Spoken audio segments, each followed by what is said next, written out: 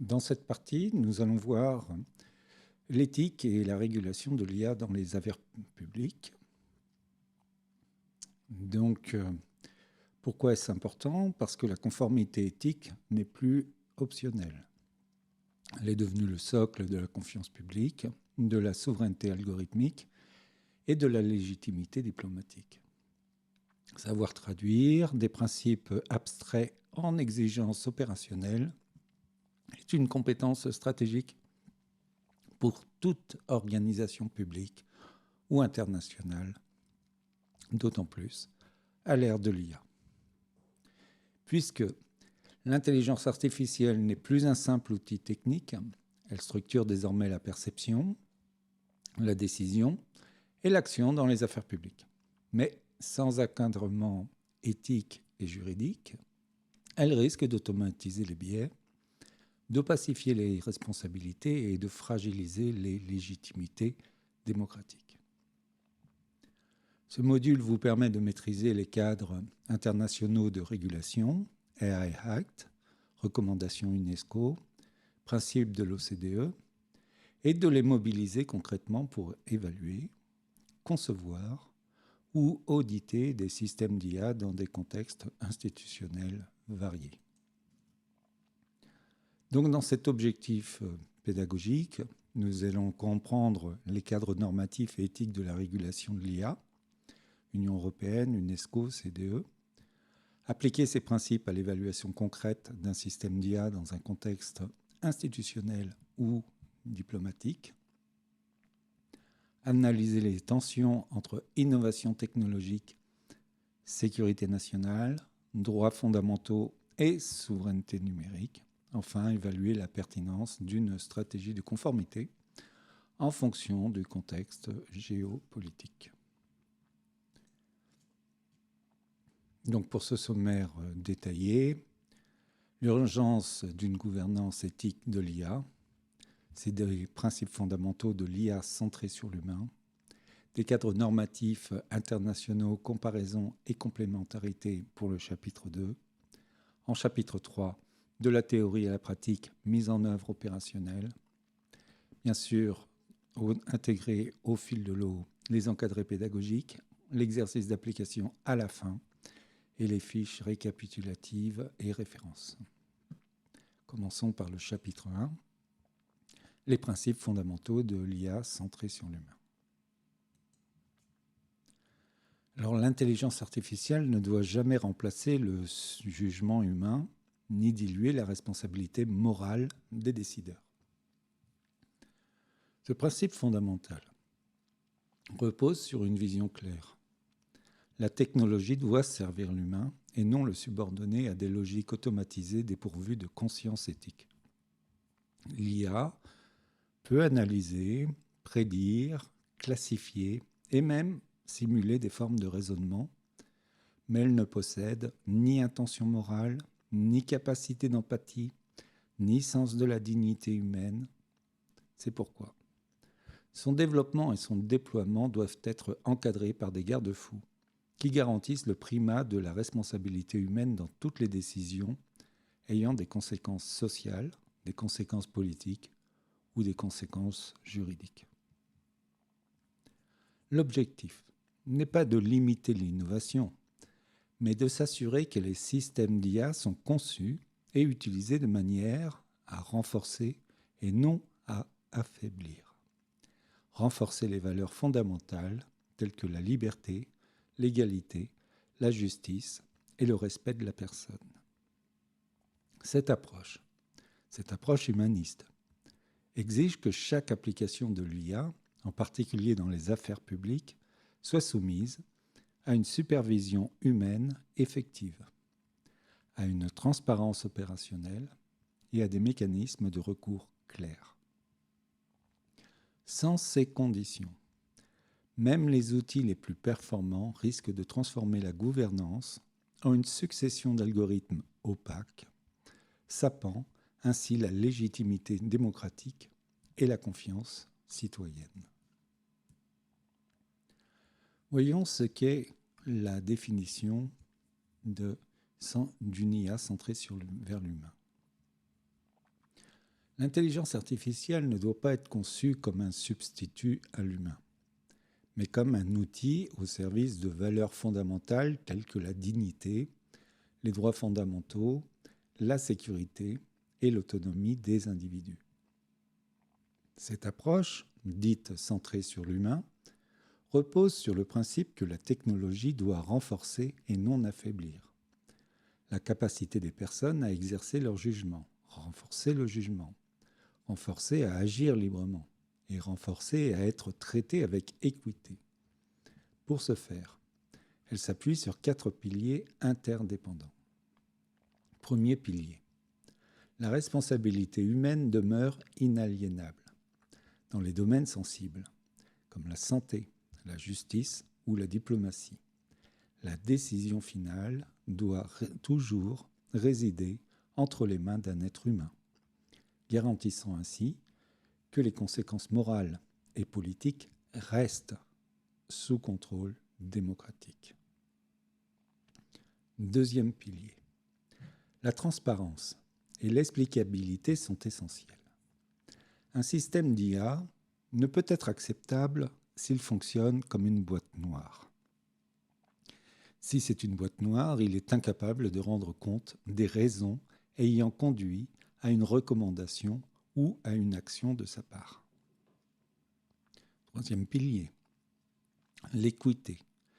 L'équité doit être activement recherchée, ce qui implique d'identifier, de mesurer et de corriger les biais pouvant être amplifiés par les données d'entraînement ou les choix algorithmiques. Et ceci afin d'éviter la reproduction ou l'aggravation d'injustices qui pourraient devenir structurelles. Enfin, la sécurité et la robustesse constituent des exigences non négociables. Les systèmes doivent être conçus pour résister aux erreurs imprévues, aux manipulations intentionnelles et aux attaques issues d'adversaires, qui pourraient compromettre l'intégrité ou l'utilisation légitime d'une IA. Ensemble, ces principes définissent un cadre éthique et opérationnel dans lequel l'IA peut servir l'humain sans le réduire à une variable dans un modèle optimisé. Il préserve ainsi la primauté du jugement moral et de la responsabilité collective. Voyons le biais automatisé. Le biais automatisé désigne une tendance cognitive bien documentée selon laquelle les individus ont tendance à accorder une confiance excessive aux recommandations émises par des systèmes automatisés, même lorsqu'elles contredisent leur propre jugement ou des preuves tangibles. Ce phénomène s'observe particulièrement dans des contextes à enjeux élevés, tels que la diplomatie, la sécurité nationale ou la gestion de crise, ou la pression temporelle, la complexité de l'information ou la surcharge cognitive poussent les décideurs à privilégier l'efficacité perçue des algorithmes au détriment de leur discernement. Cette dépendance cognitive peut progressivement affaiblir la capacité d'analyse critique et conduire à une acceptation passive de décisions dont les fondements restent opaques. En conséquence, la responsabilité morale, traditionnellement ancrée dans l'action humaine, se trouve diluée. Lorsque les résultats d'une politique diplomatique ou d'une opération sécuritaire dérivent d'une recommandation algorithmique, il devient difficile d'identifier clairement le détenteur de la responsabilité éthique et politique. Ce biais souligne donc un risque majeur de l'augmentation cognitive. Non pas l'erreur technique, mais l'abdication silencieuse du jugement humain qui constitue pourtant le socle même de la légitimité démocratique et de l'action diplomatique responsable. Dans ce chapitre 2, nous allons voir les cadres normatifs internationaux et les comparer et voir leur complémentarité. La gouvernance éthique de l'intelligence artificielle s'organise aujourd'hui autour de 3 cadres principaux.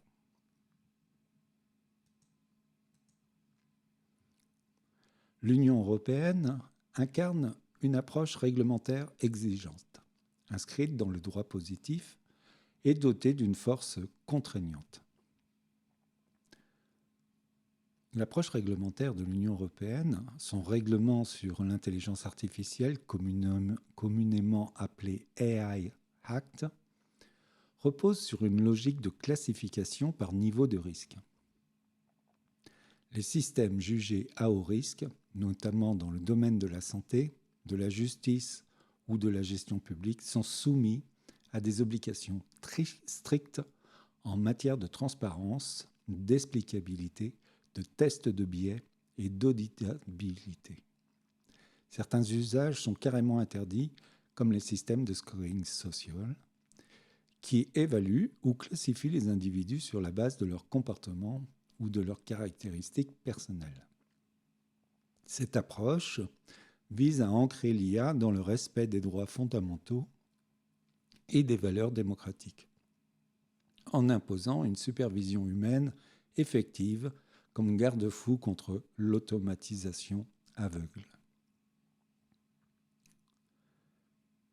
Les recommandations de l'UNESCO sur l'éthique de l'IA, quant à elles, adoptées en 2021 par ses 193 États membres, proposent un cadre universel et normatif dépourvu de caractère contraignant, mais doté d'une légitimité morale et politique sans équivalent. Elle inscrit l'IA dans une perspective plus large que celle de la simple efficacité technique, en y intégrant des impératifs de justice sociale, d'inclusion, de durabilité environnementale et de respect de la diversité culturelle.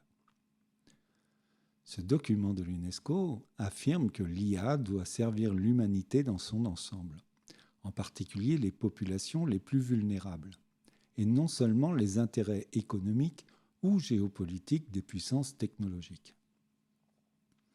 Bien qu'elle n'impose pas de sanctions, la portée symbolique est considérable. Elle établit un socle éthique commun que les États, les entreprises et la société civile peuvent mobiliser pour exiger des pratiques responsables. Enfin, les principes de l'OCDE sur l'IA, adoptés en 2019, représentent une troisième voie centrée sur la coopération économique et la gouvernance multilatérale.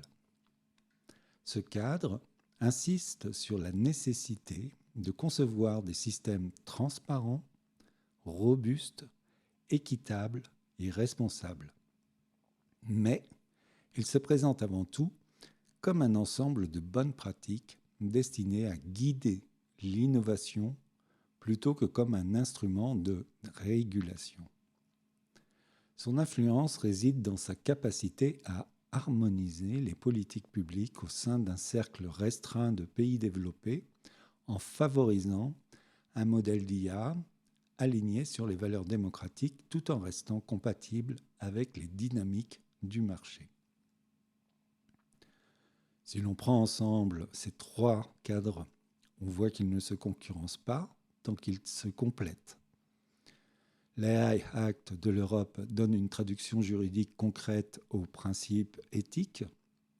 La recommandation UNESCO en élargit l'horizon aux enjeux globaux de justice et de durabilité. Et les principes de l'OCDE facilitent leur mise en œuvre dans un contexte de concurrence économique. Cette pluralité traduit la complexité du défi éthique posé par l'IA, trop vaste pour être enfermé dans une seule logique, et exige une réponse à la fois juridique, morale et coopérative. L'interdiction du social scoring en Europe. La régulation européenne des systèmes d'intelligence artificielle intègre une interdiction claire des pratiques d'évaluation sociale automatisées, considérées comme contraires aux principes fondamentaux de dignité humaine, d'égalité et de non-discrimination. Cette prohibition cible spécifiquement les dispositifs qui attribuent aux individus une note ou une classification fondée sur leur comportement social, leurs opinions, leur situation économique ou d'autres dimensions personnelles en vue de les soumettre à des traitements différenciés dans l'accès à des biens ou services essentiels, ce qui correspond à la vie privée dans le cadre de la loi française. De tels systèmes observés ailleurs peuvent conditionner la capacité d'une personne à voyager, à obtenir un emploi ou à bénéficier de prestations publiques, en fonction d'un score qui serait opaque et non contestable, ce qui crée un risque élevé d'arbitraire et de stigmatisation. En érigeant cette pratique au rang de système d'IA inacceptable, le cadre réglementaire européen affirme une vision éthique et protectrice de la technologie, où les droits fondamentaux priment sur les logiques d'efficacité administrative ou de contrôle social. Cette mesure constitue ainsi un rempart juridique contre la normalisation algorithmique des comportements et la fragmentation sociale induite par des mécanismes automatisés de jugement moral ou sociaux. Donc ne pas confondre éthique et conformité. Cet exemple d'interdiction du social scoring constitue une manifestation concrète de la volonté européenne d'inscrire l'intelligence artificielle dans un cadre éthique fondé sur le respect des droits fondamentaux. Le règlement européen sur l'IA prohibe expressément tout système conçu pour évaluer ou classer les individus en fonction de leur comportement social, leur opinion ou leurs caractéristiques personnelles, lorsque cette évaluation conduit à un traitement différencié dans l'accès à des biens, services ou opportunités. Cette interdiction ne relève pas de simples précautions techniques, mais d'une réponse normative explicite à des modèles étrangers dans lesquels des systèmes algorithmiques sont utilisés pour attribuer aux citoyens un score de fiabilité sociale, ce qui influence concrètement leur capacité peut-être à voyager ou à postuler à un emploi ou bénéficier de certains services publics. En refusant cette logique d'évaluation automatisée de la conduite individuelle, l'Union européenne réaffirme que la dignité humaine, la liberté individuelle et le droit ne peuvent pas être soumis à une surveillance systématique qui constitue des limites infranchissables, même au nom de l'efficacité administrative ou de l'ordre social. Cette mesure illustre ainsi comment la régulation de l'IA devient un lieu d'affirmation des valeurs politiques où le choix technique traduit une vision précise de la société démocratique et de la place de l'individu en son sein.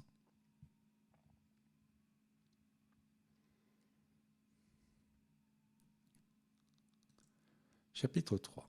De la théorie à la pratique mise en œuvre opérationnelle. La mise en œuvre concrète d'une politique souveraine dans le domaine de l'intelligence artificielle repose sur une série d'étapes opérationnelles rigoureuses conçues pour traduire des principes éthiques en pratiques institutionnelles effectives.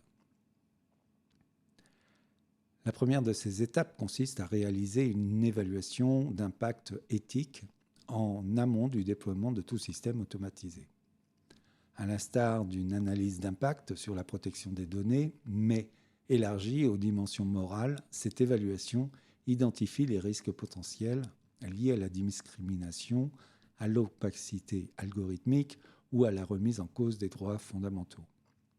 Elle constitue une étape préalable indispensable pour anticiper les effets indésirables et encadrer le développement technologique par des garde-fous normatifs. Une fois cette évaluation effectuée, il devient impératif de procéder à un audit systématique des biais. Cet audit implique une analyse approfondie des jeux de données utilisés pour l'entraînement des modèles, afin de s'assurer qu'ils reflètent une diversité représentative de la population ciblée. Des tests croisés sont alors menées pour vérifier que les performances du système ne varient pas de manière injustifiée selon les critères tels que le genre, l'origine ethnique, l'âge ou la situation socio-économique, etc.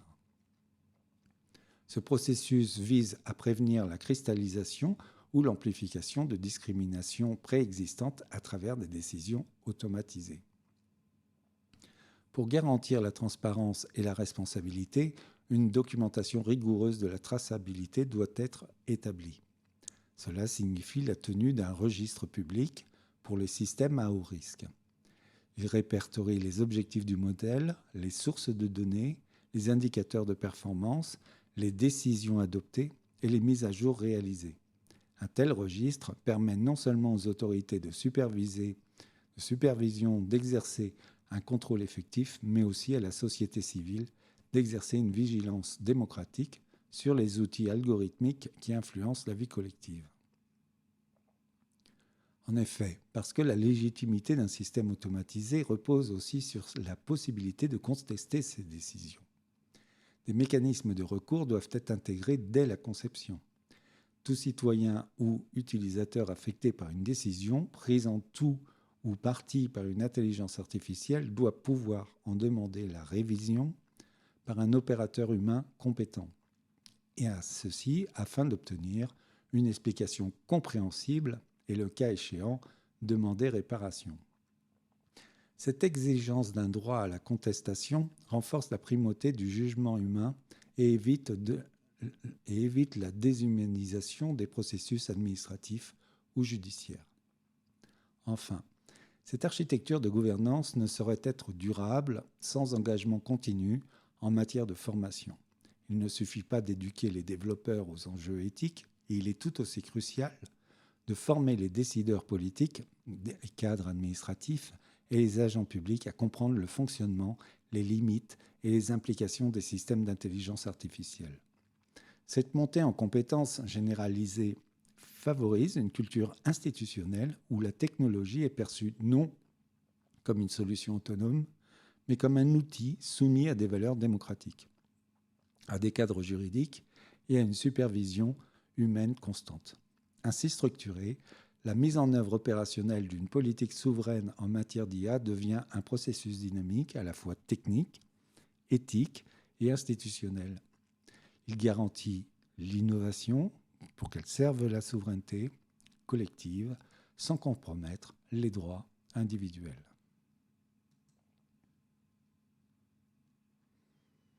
La mise en œuvre opérationnelle d'une politique souveraine dans le domaine de l'intelligence artificielle repose sur un ensemble cohérent de principes éthiques qui peuvent être retenus avec la formule HERT. Ce cadre structure à la fois les exigences techniques et les garanties démocratiques nécessaires à une gouvernance responsable des systèmes algorithmiques. L'élément « l'humain dans la boucle » (Human in the Loop) souligne l'impératif de conserver une supervision humaine effective sur toute décision automatisée ayant un impact significatif sur les droits ou les libertés des individus. Cette exigence vise à préserver la primauté du jugement moral et à éviter la délégation aveugle sur des systèmes opaques. L'équité, quant à elle, implique la mise en garde d'audits rigoureux des biais afin de détecter, corriger et prévenir toute discrimination intégrée dans les jeux de données ou les modèles d'apprentissage. Cela suppose l'utilisation de jeux de données représentatifs et la vérification croisée des performances par groupe démographique. La traçabilité constitue un autre pilier essentiel, car elle assure la responsabilité des acteurs impliqués dans le cycle de vie d'un système IA. Elle se traduit concrètement par la documentation systématique des décisions prises, la tenue d'un registre des modèles déployés et la conservation d'un historique des modifications apportées aux algorithmes. Cette transparence procédurale permet non seulement de retracer l'origine d'une erreur ou d'un préjudice, mais aussi de rendre les processus vérifiables par des tiers indépendants. La robustesse, pour sa part, concerne la sécurité technique et opérationnelle du système. Ils doivent être résistants aux attaques, fiables en conditions réelles et capables de signaler leurs propres limites en cas d'incertitude ou de données inattendues. Enfin, la transparence renvoie à l'explicabilité des décisions automatisées, c'est-à-dire la capacité d'un système à fournir des raisons compréhensibles de ses résultats, adaptés au niveau de compétence du destinataire, qu'il s'agisse d'un citoyen, d'un agent public ou d'un régulateur.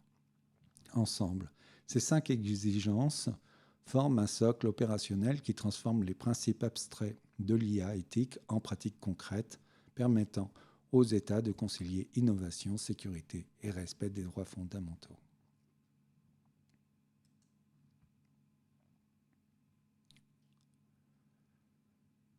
L'explicabilité de l'IA. L'explicabilité des systèmes d'intelligence artificielle ne relève pas uniquement d'une considération éthique ou d'une exigence de transparence morale. Elle constitue aussi une avancée technique concrète en pleine expansion.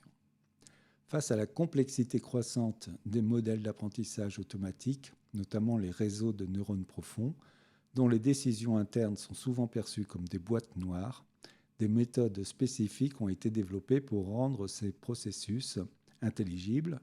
Parmi ceux-ci, des approches telles que LIM, Local Interpretable Model Agnostic Explanations, et SHAP, Shapley Additive Explanations. Ces modèles, ces processus, ces approches permettent d'identifier les facteurs ayant le plus influencé une décision donnée. Ces outils fournissent ainsi une justification interprétable en montrant par exemple quelles variables ont contribué à refuser une demande de prêt ou à classer un individu comme à haut risque. Cette capacité d'explication devient particulièrement cruciale dans les domaines sensibles, comme nous l'avons vu, la justice, la santé ou la sécurité, où les décisions automatisées ont des conséquences directes sur les droits fondamentaux des citoyens. Reconnaissant cette nécessité, l'Union européenne a intégré ces techniques explicatives dans ses exigences réglementaires, notamment pour les systèmes d'IA qualifiés de haut risque. Ainsi, l'explicabilité ne se limite plus à un idéal normatif, mais se transforme en une composante opérationnelle et technique des architectures responsables d'intelligence artificielle, ce qui permet à la fois de renforcer la confiance des utilisateurs et d'assurer un contrôle humain effectif. Passons aux exercices d'application. Exercice 1 de niveau facile. Quel est le cadre original de cette déclaration? Les États membres veillent à ce que les systèmes d'IA à haut risque soient accompagnés d'une déclaration de conformité UE.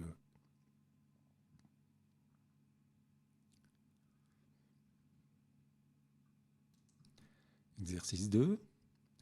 Analyse d'un système d'IA public de niveau moyen. Analyser le système de prédiction de récidive COMPASS des États-Unis à l'aune des principes de l'UNESCO et de l'AI Act. Donc, COMPASS, Correctional Offender Management Profiling for Alternative Sanctions, est un outil algorithmique utilisé aux États-Unis pour évaluer le risque de récidive des personnes condamnées. Des enquêtes ont révélé qu'il produit des biais raciaux significatifs, classant plus fréquemment les personnes noires comme à haut risque que les personnes blanches, même lorsqu'elles ne récidivent pas. Voyez comparé avec l'AI Act et les recommandations de l'UNESCO. Exercice 3. Conception d'un processus de conformité. Vous êtes chargé de la conformité dans un ministère qui souhaite déployer un chatbot IA pour répondre aux citoyens. Proposez un processus en 5 étapes alignées sur l'AI Act. C'est classé comme difficile. Prenez le document donc de l'AI Act européen et commencez donc l'évaluation, l'audit de biais, l'implémentation, la transparence et droit à l'explication et la surveillance continue et la mise à jour.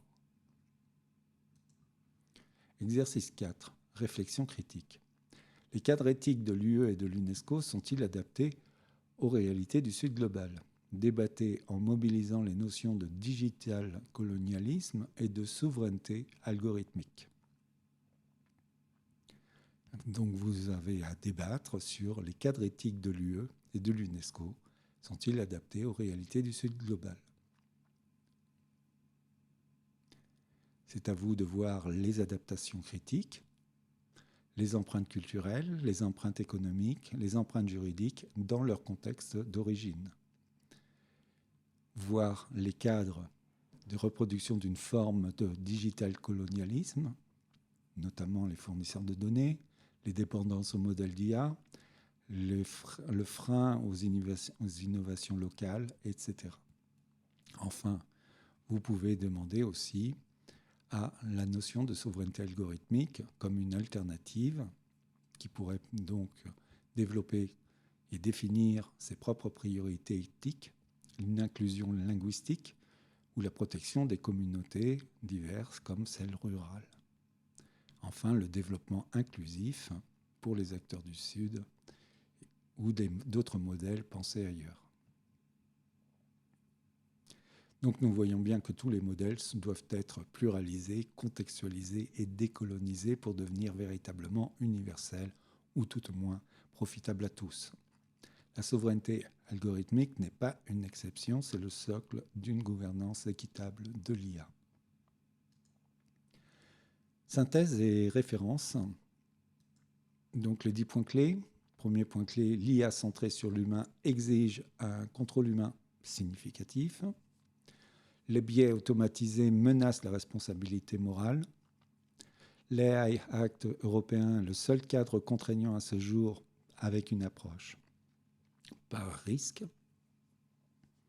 La recommandation UNESCO a une vocation universelle, inclusive et axée sur les droits humains et l'environnement. Les principes de l'OCDE privilégient la coopération entre États et entreprises, donc favorisent l'innovation et le développement économique. La conformité est différente de l'éthique. Un système peut être légal, mais injuste. La transparence implique l'explicabilité. Ce n'est pas seulement la divulgation. L'audit de biais est une exigence opérationnelle clé. En 9e point, les mécanismes de recours renforcent la légitimité démocratique. Et en 10e point, la mise en œuvre exige formation, documentation et traçabilité des données et des calculs de données. Si l'on peut faire une carte, gouvernance éthique de l'IA, un fondement basé, centré sur l'humain, une IA centrée sur l'humain, avec dignité humaine qui incombe responsabilité, équité, sécurité. Des cadres juridiques ou éthiques, l'UE, l'AI Act, qui est contraignant et qui évalue les risques en pas à pas. L'UNESCO qui est non contraignant mais qui favorise les droits, l'inclusion, l'environnement. Et les CDE qui souhaitent favoriser les bonnes pratiques économiques. Voici pour les cadres. Quant à la mise en œuvre, c'est des évaluations d'impact éthique, des audits de biais, la traçabilité des registres, les recours effectifs à corriger et une formation continue des auteurs. Ouvrage principal, toujours Akili, Cognitive Diplomacy et Digital Autonomy. Bien sûr, l'AI Act de la Commission européenne, la recommandation de l'éthique dans l'intelligence artificielle de l'UNESCO, les principes de l'IA de l'OCDE. Nous avons aussi une course pour la course de l'IA pour l'avantage stratégique, rhétorique et risque de Cave. Nous avons aussi les principes qui garantissent une IA éthique de Mittelstadt. Et de Crawford, nous avons l'atlas de l'IA, pouvoir, politique et le coût de l'intelligence artificielle à la planète. Je vous remercie de votre audience. Excellente journée à tous ou excellente soirée.